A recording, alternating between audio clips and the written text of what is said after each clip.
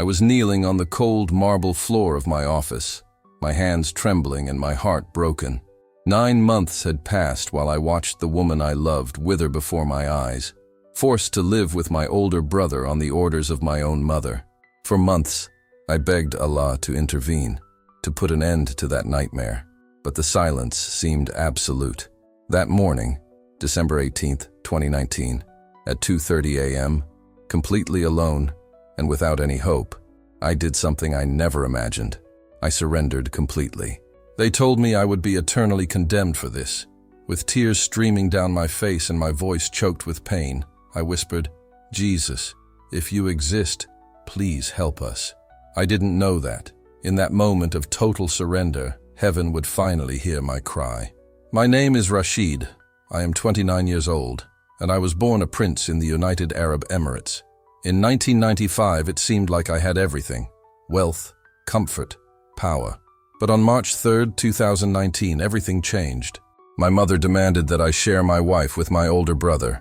That day destroyed my perfect life and threw me into a void that would only lead me straight into the arms of Jesus.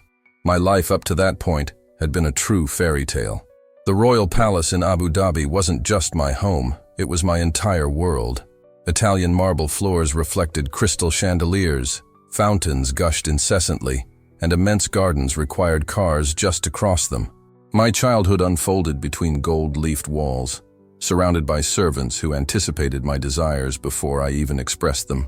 Everything was always within my reach.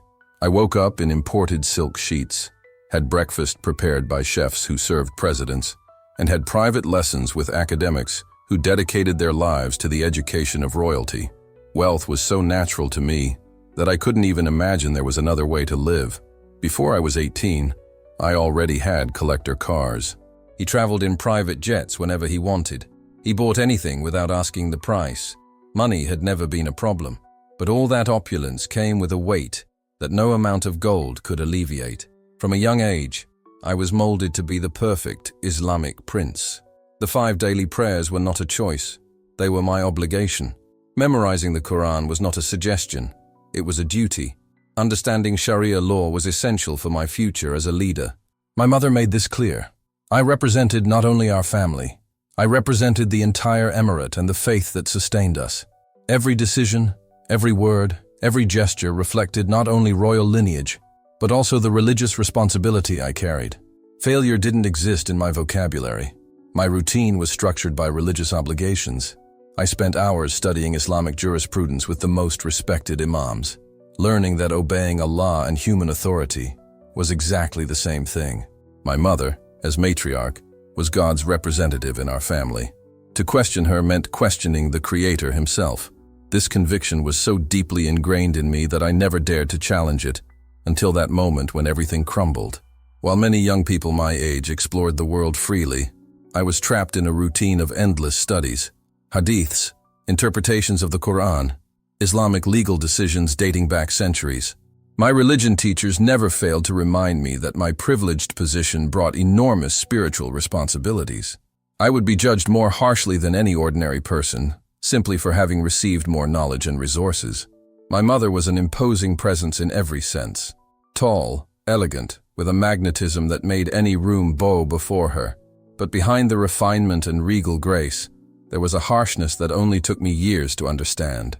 She managed the palace with military precision, controlled the finances, and decided on marriage alliances, having the final say in practically everything. When my father died, I was only 12 years old, and she became the supreme authority in our family. Over time, I began to notice details that bothered me. Servants quickly lowering their gaze when she passed by, conversations abruptly interrupted in my presence, the resigned sadness in the eyes of my aunts and cousins. Whispered stories about family members who disappeared or were sent away for questioning decisions became increasingly common. A cousin who contested an arranged marriage was transferred to a distant diplomatic post and never returned. An aunt who tried to get a divorce lost custody of her children forever. I told myself they were just palace rumors, gossip that circulates in any center of power. But deep down, I began to realize there was a dark truth behind the facade. Over time, I understood that my mother was not the pious and virtuous woman she appeared to be. She was driven by an insatiable desire for control and power. The Islamic principles she claimed to uphold were often tools to justify her own desires. People, even her own children, were pieces on a chessboard that she moved according to her will. When I turned 24, my mother announced it was time for me to get married. Among royalty, arranged marriages were common. Tribal alliances, political connections, and family honor weighed more than love. I wasn't expecting romance. I knew my duty was to produce heirs and strengthen our position. But something changed when I saw my future wife for the first time. She was beautiful, yes, but there was something deeper. Her dark eyes held intelligence, and when she spoke on our first formal date, I perceived a wisdom and inner strength that captivated me immediately. She was over 21, came from a noble and respected family, and had studied at the best institutions. She spoke several languages fluently and was no decorative princess. She had dreams, her own ideas, and a determination that captivated me. Our wedding was monumental. Thousands of guests, international dignitaries, and ceremonies that lasted for days. The press covered every detail. But even in this world of luxury and splendor, I still didn't know that a storm was approaching that would change my life forever. Social media exploded with photos of the celebration, but for me, the most significant moment came when we were finally alone for the first time. What began as a political arrangement quickly transformed into something genuine and profound. My wife was not only beautiful on the outside, she had a pure and kind heart. She treated the employees with true compassion, remembered the names of their children, and inquired about their families. She demonstrated genuine interest in the well-being of the people and asked thoughtful questions about governance. In private moments, away from the formal protocols of the court, we would talk for hours about dreams, hopes for the future, and the kind of leaders we wanted to be. She transformed the marble palace, which had previously seemed cold and impersonal, into a welcoming home. Her laughter filled the empty rooms, and simple daily tasks gained meaning when done together. For 4 years, we built a life that seemed perfect. We planned for our children, discussed reforms we would implement when I took on more responsibilities, and reflected on the legacy we wanted to leave. Unlike many arranged marriages in royalty, we were true partners. She became my confidant and advisor. She was the only person I could be completely honest with about my doubts and fears. Her perspectives helped me see angles I hadn't considered. I remember nights we stayed up until dawn, sitting on our private terrace, watching the lights of Abu Dhabi and dreaming about the future. She wanted to create educational programs for women in rural communities, while I dreamed of reforms that would modernize our laws without compromising our culture. Together, we envisioned an Emirates guided by both justice and economic growth. She challenged me intellectually like no one ever had, questioning my assumptions, pointing out inconsistencies, and encouraging me to think more deeply about complex decisions. She did this with genuine honesty, born of trust and respect. She made me a better person simply by being by my side. In those 4 years, I believed I had found everything a man could wish for: wealth, position, a promising future, and above all, an extraordinary partner. I felt blessed in ways that went far beyond the material. I believed that Allah had favored me in a special way by giving me so much. But at the same time, I remained blind to my mother's true nature. Publicly, she appeared pious and wise, but behind that facade lay a side I didn't yet know, a side that was about to turn my life upside down. My mother was seen as a respectable matriarch who upheld Islamic values and guided our family with a firm but just hand. Foreign diplomats admired her, and our people respected her. I grew up seeing only the version of her that she wanted me to see, the seemingly loving mother who prepared me for leadership. Over time, however, cracks began to appear in this perfect image. I noticed something strange in the way she looked at my wife. Sometimes it seemed like approval. Other times, there was something darker that she didn't want to admit. Comments about her beauty sounded strange coming from my mother. Questions about our private lives seemed to cross the line of normal maternal curiosity. My wife, for her part, felt uneasy. On several occasions, she confided in me that interactions with my mother made her uncomfortable, although she couldn't explain exactly why. There was something in my mother's possessive and calculating gaze that made my wife feel more like a possession than a daughter-in-law. I ignored it, attributing it all to the common tensions between mothers-in-law and daughters-in-law. Today, I understand that my wife sensed the danger long before I could see it. I was so used to obeying and respecting my mother that I never imagined she could betray our family in such a cruel way. But on that March 3, 2019, I would discover how wrong I was. The day began like any other at the palace. I said my morning prayers, had breakfast with my wife, and reviewed documents related to the family's investments. Around noon, a servant approached with a message. My mother wanted to see me immediately in her chambers. Such summonses were not uncommon, so I walked through the family corridors without suspecting anything. When I entered her chambers, she was seated on her favorite divan, impeccable and authoritative as ever. She dismissed the servants with a gesture, and we were alone. The silence dragged on until she finally spoke, and her words hit me like a punch to the gut. In the same tone she would use to talk about the weather, she announced her decision regarding my wife. My older brother, widowed for 2 years, needed a new wife, and, according to my mother, my wife should assume that role. She would move into my brother's quarters, serving as his wife, while technically maintaining our marriage. According to my mother, this would strengthen family ties and benefit the whole family. But at that moment, I was paralyzed. I couldn't process the betrayal I had just heard. This was the woman who raised me, the matriarch who supposedly protected our family, and now she had destroyed my world in a single act. At first, I thought my mother was just testing me, or speaking hypothetically about a political situation. But when I looked into her eyes, I perceived absolute coldness. She was completely serious. I tried to protest, to remind her that she was my wife, the woman I loved. She just laughed harshly, quoted verses from the Quran about family authority, and reminded me that, as matriarch, her word was law in our house. According to her, Islamic jurisprudence gave her the right to act as she deemed necessary for the well-being of her family. My feelings were irrelevant in the face of the needs of the royal lineage. The room seemed to spin around me. I wanted to scream, demand justice, reject this insanity. But I knew that any sign of rebellion would have serious consequences. In the royal family, challenging authority could mean imprisonment or worse. Being her son wouldn't protect me. I had already seen what happened to others who dared to question her.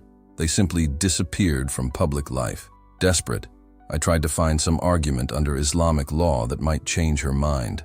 She smiled coldly and explained that, as the family's highest religious authority, her interpretation of the law was final.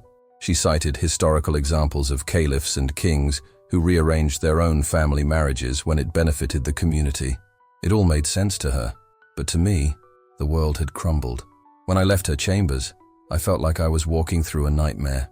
How could I tell my wife that the woman who was supposed to protect our family was about to destroy it? How could I explain that our 4 years of happiness meant nothing to my mother? I found my wife in our private garden, reading a book in the afternoon sun. She looked at me with such love and trust that I almost collapsed right there. I told him everything. I saw the color drain from her face as she absorbed the cruel reality. He asked if there was anything we could do, any recourse, any way out. I had to be honest. We were trapped. My mother had absolute power in our family, and we had no choice but to obey or face consequences that could cost us our lives. The following days were the longest of my life. My wife moved into a guest room, and we both tried to mentally prepare ourselves for what was to come. We barely spoke, as any conversation reminded us of the impossible situation. I saw her cry silently when she thought I wasn't looking. I spent sleepless nights imagining ways of revenge that I knew I could never carry out. I immersed myself in Islamic prayers with desperate intensity, imploring Allah to intervene and put an end to the injustice. I spent hours in the mosque, prostrating myself, reciting every verse I could remember about justice and the protection of the innocent. Each prayer was a silent cry for help, an attempt to find hope amidst the despair. I sought help everywhere I thought I would find answers. I consulted several imams, carefully describing the situation as if it were a hypothetical case, hoping that one of them would give me a religious argument I could use against my mother. But each conversation only deepened my anguish. Everyone affirmed her authority. They said that family leaders are chosen by Allah, and that questioning them was the same as questioning God's will. An elderly imam told me that sometimes Allah tests our faith by allowing painful situations, and that my role was to submit and trust. Another hinted that perhaps my attachment to my wife was excessive, and that this trial would help me focus more on my religious duties.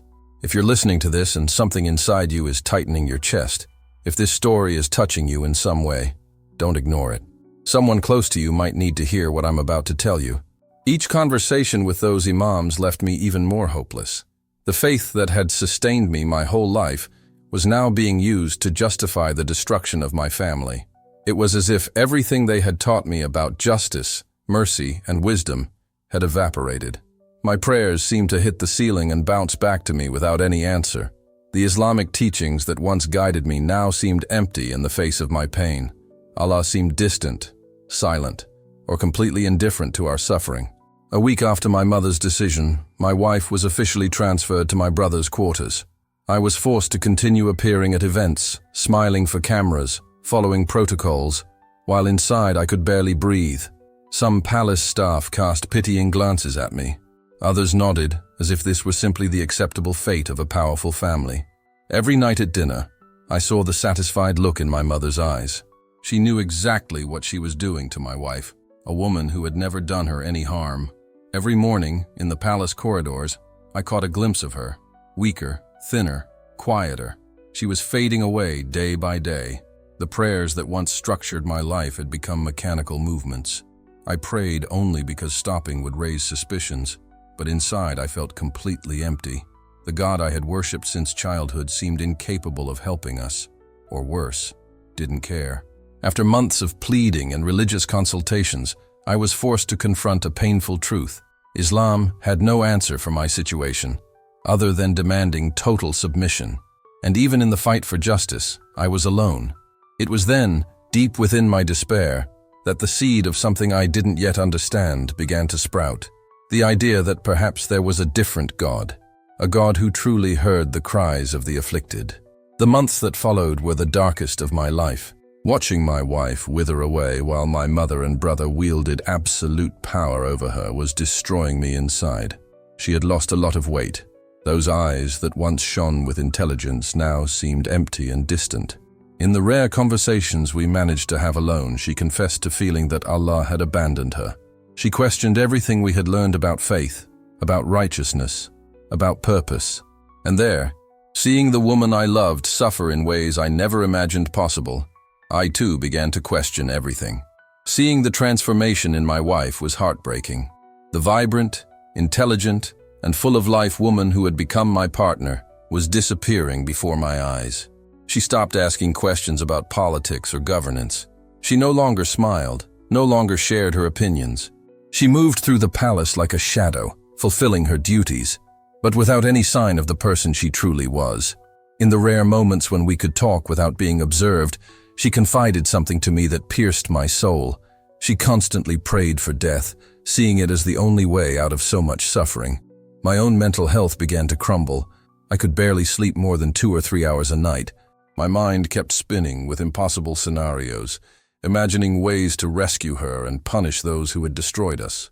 During the day, I needed to maintain a facade of normalcy, smile for cameras, attend meetings, go to ceremonies. The difference between my public life and my private agony was unbearable. I tried everything that the faith I knew could offer. I increased my daily prayers, giving 10 times more than before. I gave generously to the poor, hoping that my good deeds would move Allah. I fasted beyond what was necessary, punishing my body in the hope that my sacrifice would touch the divine heart. I memorized entire surahs about justice and protecting the innocent. Nothing worked. On the contrary, our situation only worsened. My mother had become even more cruel, showing no remorse whatsoever. My brother, who could have shown minimal decency, seemed to relish his newfound power over my wife. The system, which was supposed to protect the vulnerable, existed only to maintain the power of those who already held it. Desperate, I sought help outside of traditional religious institutions. I discreetly consulted lawyers specializing in Islamic family law, but they all told me that technically, my mother might be overstepping boundaries, but no authority would challenge her decisions. I contacted relatives who could intercede, but they all refused for fear of repercussions. We were under constant surveillance. My mother had hired bodyguards who followed us everywhere we went. Our communications were monitored, our movements restricted. Any attempt to leave the country required her permission, and I knew we would never get it. We were trapped in a gilded palace, surrounded by luxury, but without any freedom whatsoever. During that period, I began to see Islam in a different light. I was raised believing that my faith was synonymous with justice, mercy, and protection for the weak. But when I needed those principles the most, I discovered that they were beautiful words, empty in the face of reality. The practice of Islam, at least in my world, served only to protect the powerful and justify the oppression of those who could not defend themselves. The imams I consulted quoted beautiful verses, poetic hadiths, stories that sounded profound.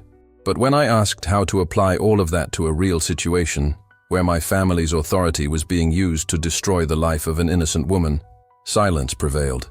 Some told me to trust in Allah's plan. Others said that suffering was a test, and that if I remained obedient, I would be rewarded one day. But none of that helped. I didn't want philosophy. I wanted help. I wasn't looking for explanations about spiritual trials. I was looking for a concrete way to stop an abuse happening right before my eyes. And realizing that no one had an answer, that no one dared to confront the power, opened my eyes to something I had never admitted.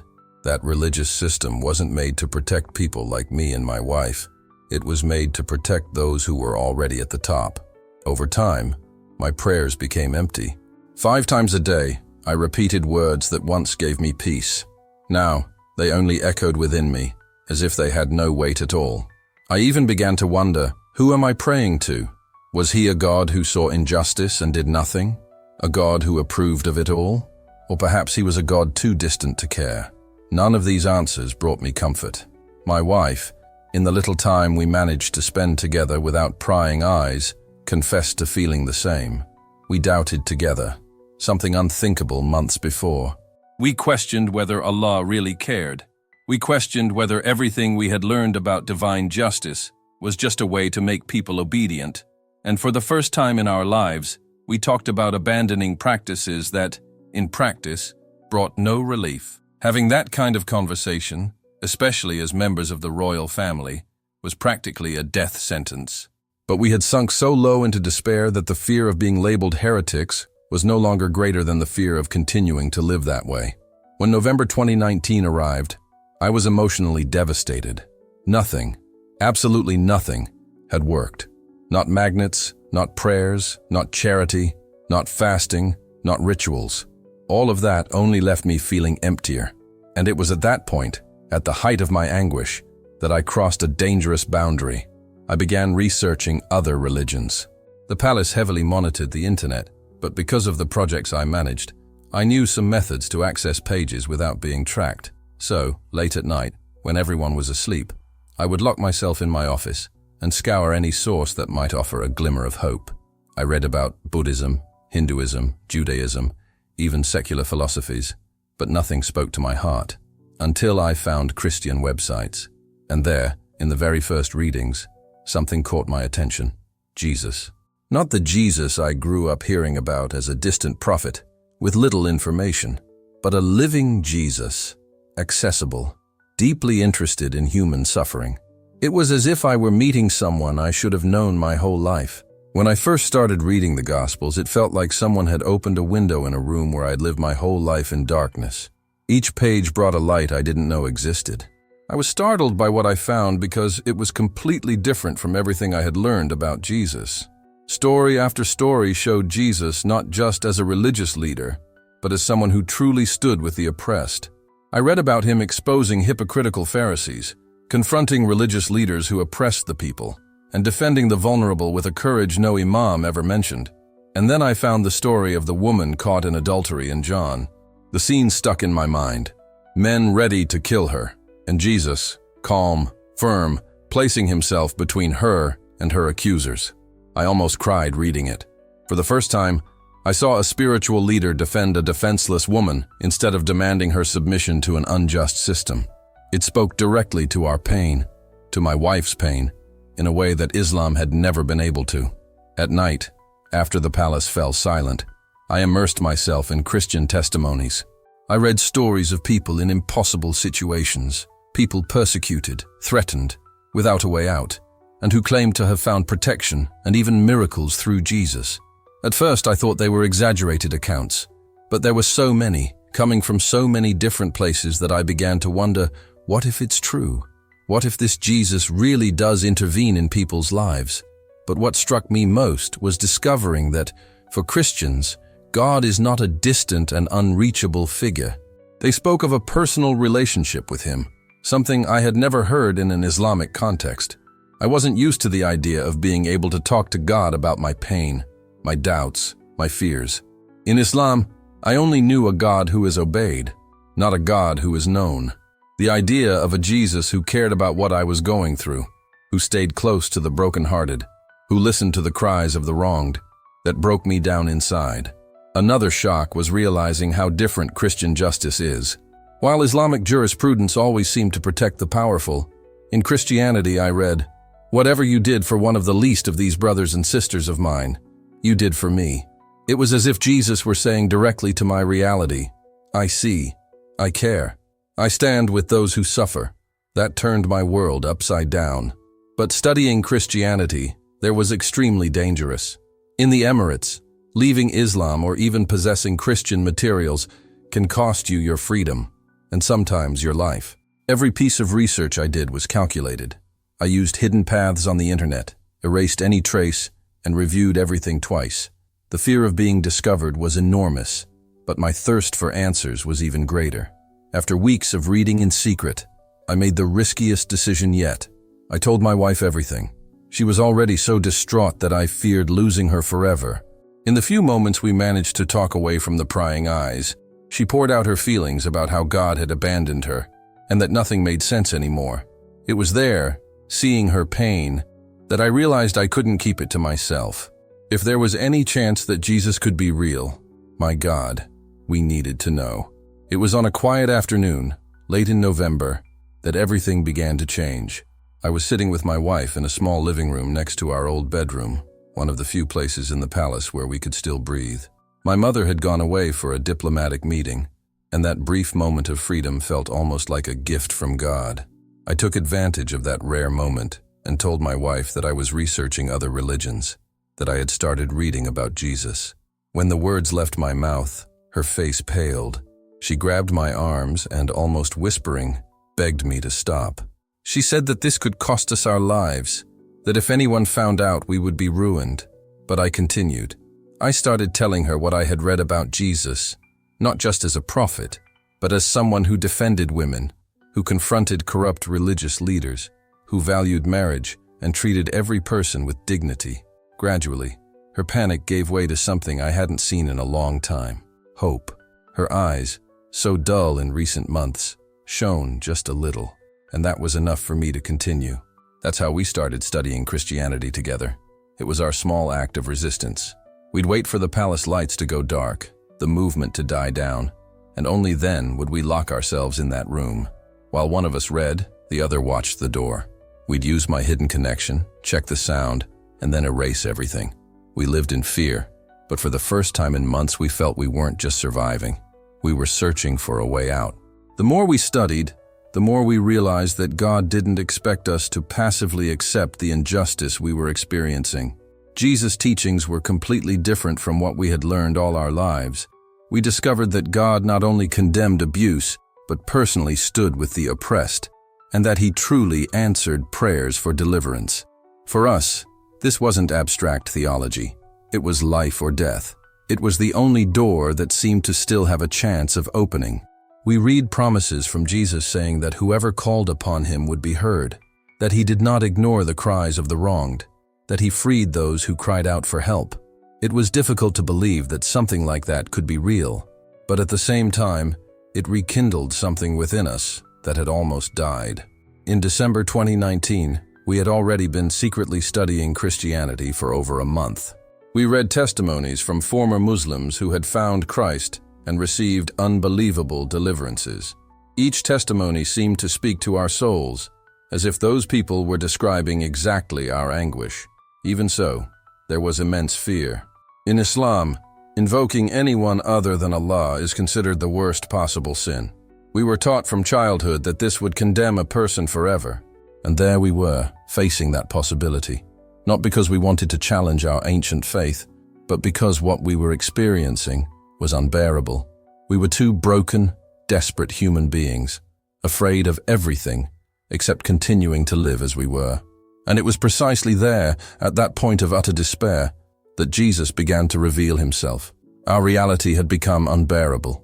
Each day seemed crueler than the last. My mother and brother treated my wife as if she were an object, not a person. When she managed to escape for a few minutes to meet us in secret, she would return with new marks she tried to hide, as if ashamed of something that wasn't her fault. The worst wound, however, wasn't on her body. It was on her spirit. I watched her wither. The bright, curious, and vibrant woman who once walked with me through the palace gardens was disappearing before my eyes. It was like watching a flame slowly die out, and I couldn't stop it. The breaking point came on December 18, 2019. She had been forced to live with my brother for almost 9 months. That afternoon, when she entered the small room where we sometimes managed to talk in secret, I almost didn't recognize her. She was trembling, barely able to form words. Through tears, she said she didn't believe she could endure much longer. She confessed that she had been praying to Allah to let her die, because to her, death seemed more merciful than continuing to live like that. When she returned to my brother's room that night, I was left alone with a despair that seemed overwhelming. I had tried absolutely everything within my Islamic faith. I consulted religious leaders, fasted beyond what was recommended, gave alms, repeated prayers countless times. But nothing, absolutely nothing changed. In fact, everything only got worse. I knelt as I always did, but this time something inside me couldn't follow the ritual. Instead of turning towards Mecca, I simply looked up, as if searching for something, someone. It was 2:30 in the morning when words that seemed impossible escaped my lips. Jesus, if you really exist, and if everything I've read about your righteousness is true, please help us. There was no bright light. There was no audible voice, but there was something real, something I had never felt in my entire religious life. It was as if the silence that had surrounded me for months had finally been broken. I felt like someone heard me. For the first time in a long time, it didn't feel like my words were hitting the ceiling and falling back down on me. I continued talking to Jesus, pouring everything out. I told him about my wife's pain, about the injustice we were experiencing, about the fear and anger that were consuming me. And at that moment, I began to confess things I had never admitted even to myself. I acknowledged my pride, my hardness, my complicity in unjust systems. I told Jesus that if he were willing to intervene, I would give my life to him, that I would give up everything, title, fortune, position, to follow him. As I spoke, something inside me shifted. It wasn't that the problems had disappeared, but the weight that had been crushing my chest had lifted, as if invisible hands had removed it. The anxiety that had been destroying me for months was replaced by a strange, profound peace. A peace that made no sense given the circumstances, but that was impossible to deny. Somehow, I knew we weren't alone anymore. And for the first time, my mother's authority didn't seem absolute. There was someone greater than her. The next morning, I could hardly wait to talk to my wife. When I finally managed to find her at a safe time, I told her what had happened that night. I expected her to be terrified, but on the contrary, what I saw was such genuine relief that it made me tremble. It was as if, deep down in her heart, she had wished that Jesus were real all the time. When I told my wife about my prayer that morning, she took a deep breath and, with a trembling voice, admitted something that left me speechless. She said that in the darkest moments with my brother, when she thought she was going to lose her sanity, she herself had begun to silently call out to Jesus, without knowing exactly why. Fear always prevented her from going beyond that impulse, but that seed was already inside her. That afternoon, for the first time, we both knelt together and prayed not as curious Muslims, but as people surrendering our lives to Christ. There, in that room that had already seen so much pain, we confessed our sins, asked for forgiveness, pleaded for salvation, and cried out for deliverance. We told Jesus that he could have everything, our lives, our future, our position, everything. It didn't matter the cost, as long as he saved us. and it was as if a gigantic weight had been lifted from our shoulders. The despair that had dominated our conversations for months was replaced by a profound, almost indescribable calm. We had no answers, we had no plan, but within us sprouted an absolute certainty: God would act.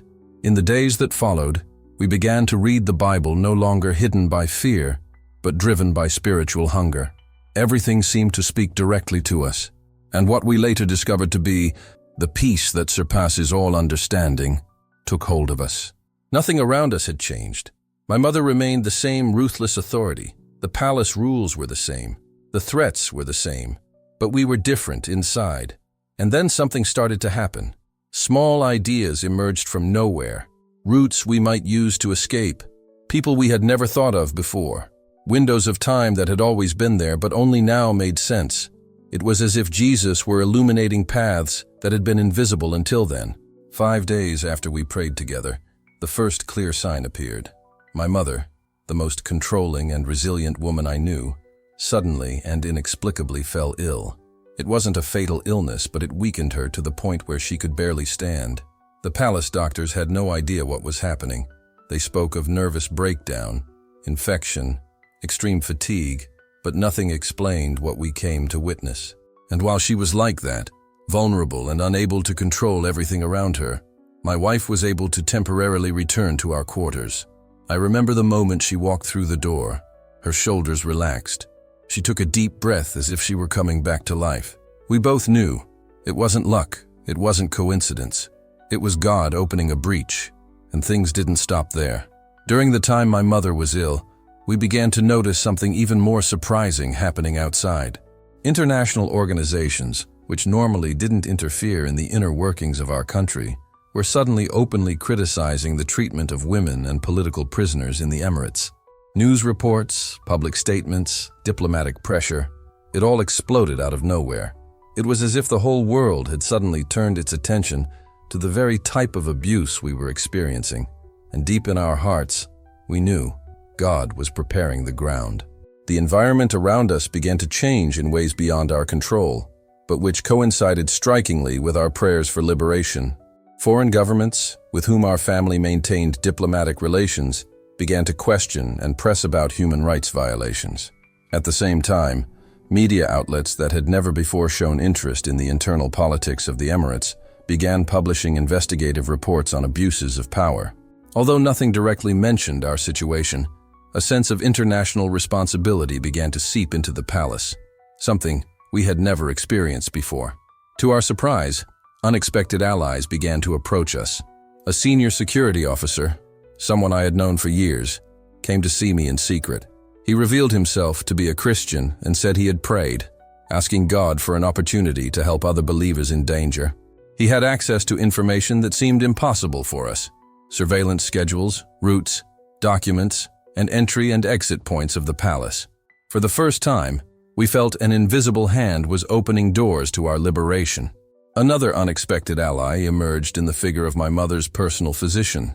He had been treating her for years and over time had witnessed enough cruelty to concern himself with the morality of certain family decisions. When my mother's sudden illness worsened, the doctor discreetly contacted us. He suggested she would need prolonged treatment at a specialized clinic abroad and offered to personally recommend the transfer. This meant my mother would be away from the palace for weeks, opening up a unique opportunity.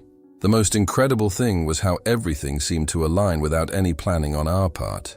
The doctor's recommendation coincided exactly with the moment when the security officer proposed an escape plan.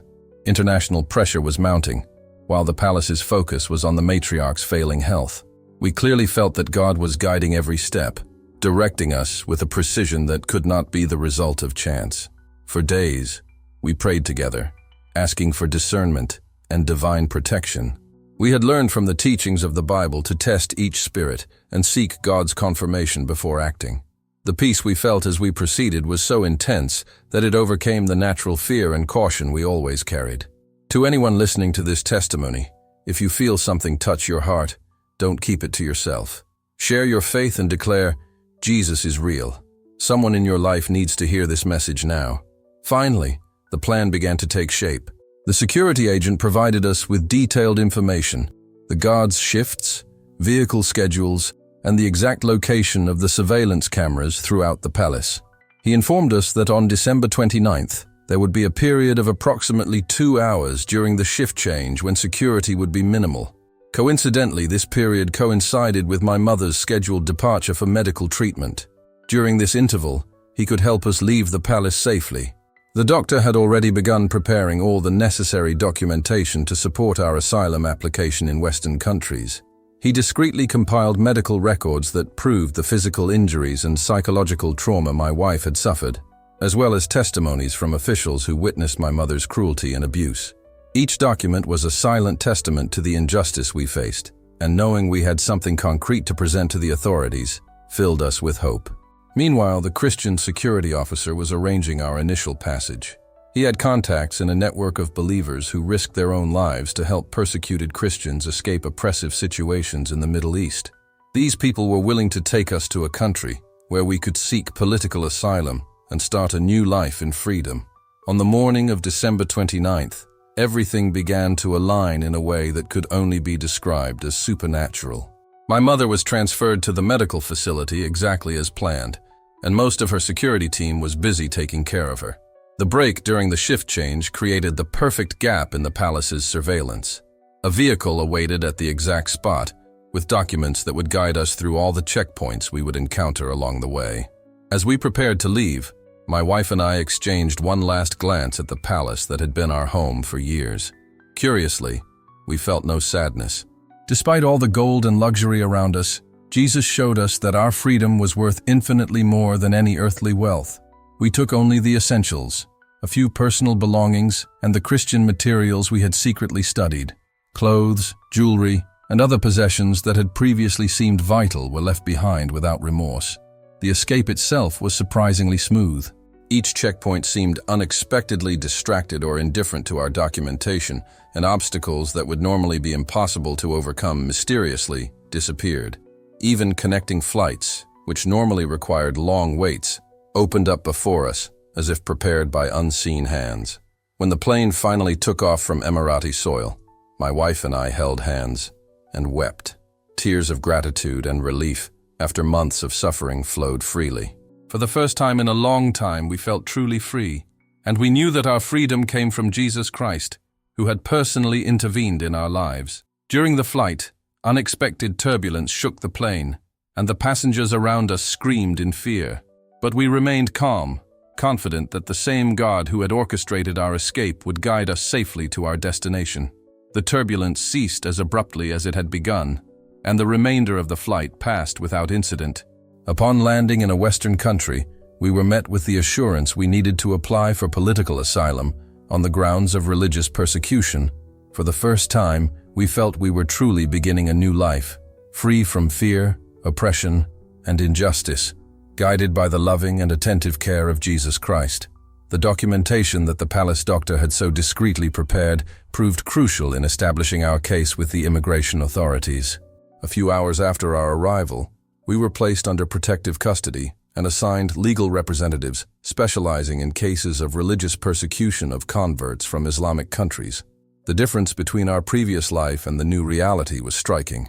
Instead of marble halls, expensive carpets, and gilded utensils, we were now in a simple, safe house with basic furniture and modest meals. But curiously, the peace we felt in that humble environment far surpassed any comfort the palace could offer. For the first time, we could speak openly about our faith without the constant fear of being punished. We read the Bible without hiding, prayed freely, and expressed our beliefs without needing to look over our shoulders. 3 months later, we participated in a baptism ceremony that marked our public declaration of faith in Jesus Christ. Standing before the congregation, surrounded by people who welcomed us without judgment, I felt the weight of my former identity as a prince of the Emirates finally dissipate. Emerging from the water, I was no longer Prince Rashid. I was simply a child of God, accepted by him like anyone else who had decided to give their life to Christ. My wife's transformation was even more profound. The frightened and broken woman who had endured months of abuse began to blossom again as she experienced the healing love of Jesus. The physical scars faded, but above all, the wounds in her spirit began to heal. She laughed again, asked questions about faith, and connected with other believers in ways reminiscent of the vibrant woman I had fallen in love with. Our marriage was completely renewed, no longer sustained by political alliances or social obligations, but by our shared faith in Christ. We learned to pray together, to study the Bible side by side, and to support each other through the challenges of adapting to our new life. The trauma we had endured became a source of strength, allowing us to process and overcome the psychological scars of our experience. Still, our lives were not without challenges. Shortly after our public baptism, we received threats from extremist Islamic groups who considered us apostates. Emirati intelligence services tried to track us down and pressure the host country for our extradition. We had to change our names, alter our appearance, and constantly move to remain safe. Adapting to the loss of wealth and status was difficult.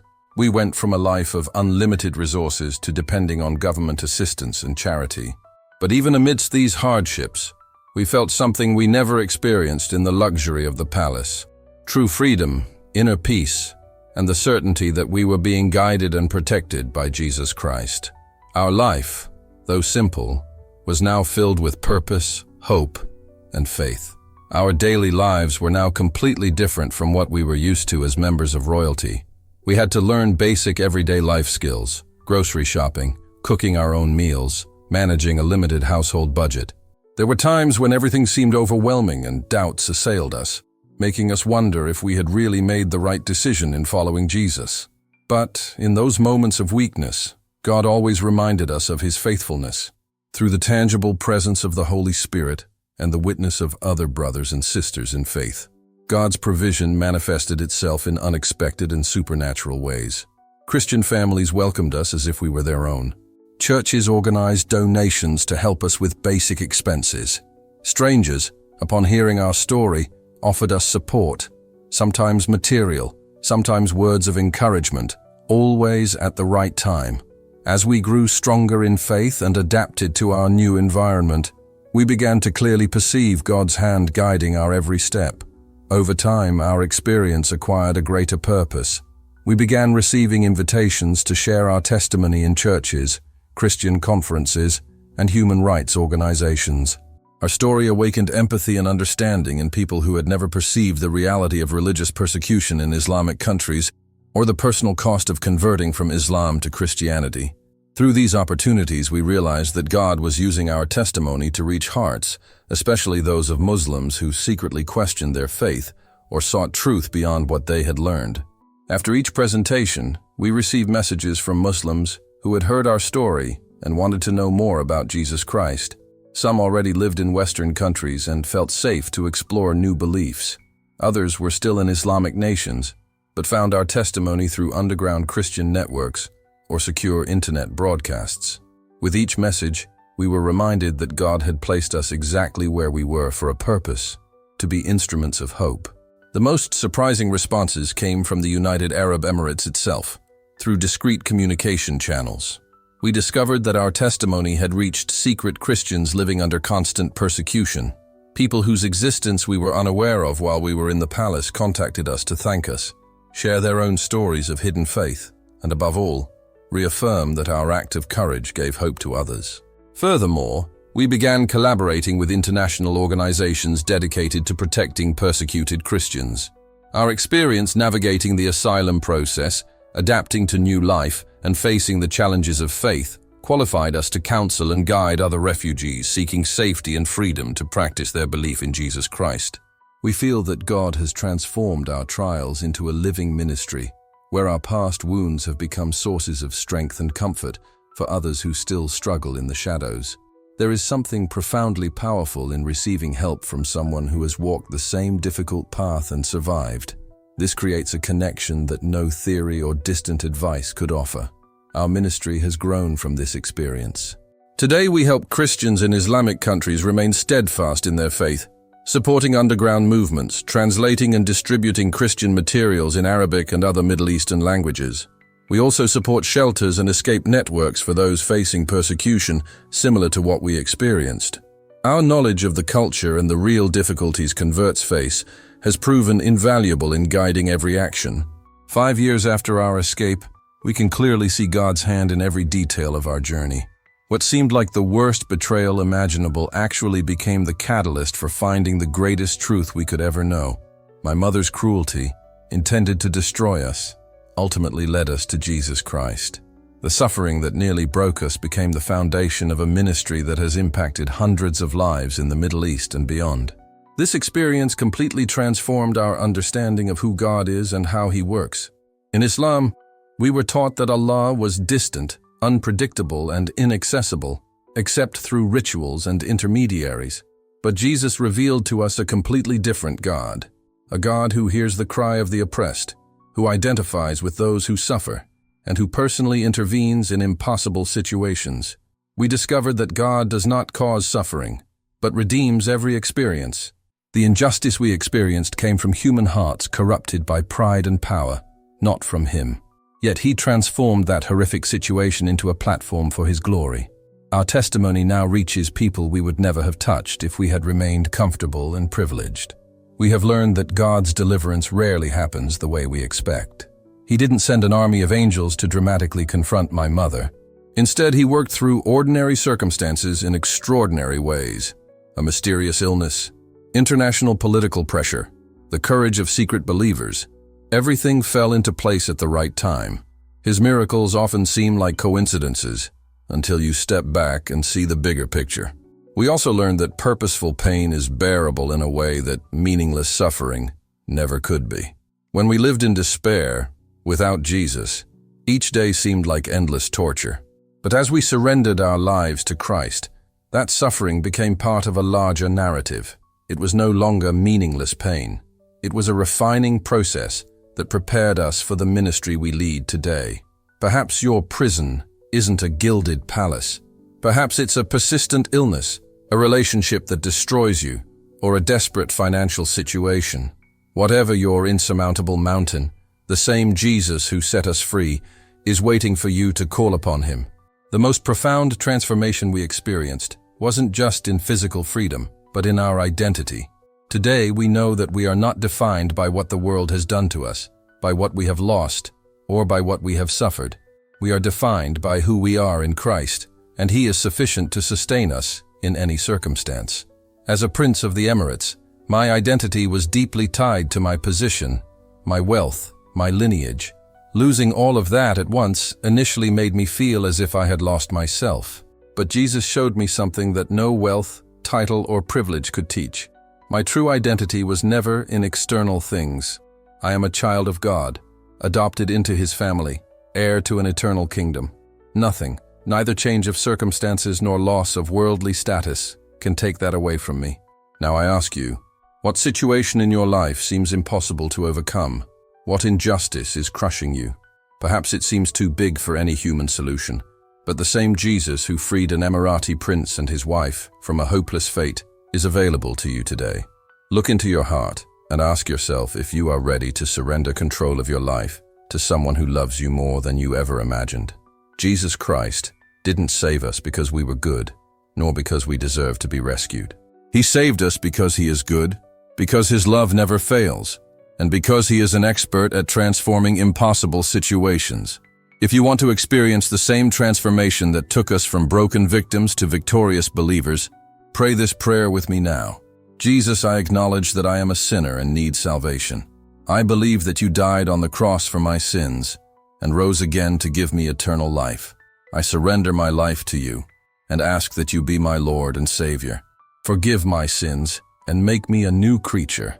I trust that You will guide my life from this moment on. Amen. From the palace of slavery to the kingdom of heaven, that's what Jesus Christ did for us, and He will do it for you too, if you allow Him. Share this testimony with someone who needs to hear this message. Comment Amen if you believe that Jesus can accomplish the impossible in your life. Join this community of believers who have already experienced the transformative power of Christ. Your miracle may be closer than you imagine.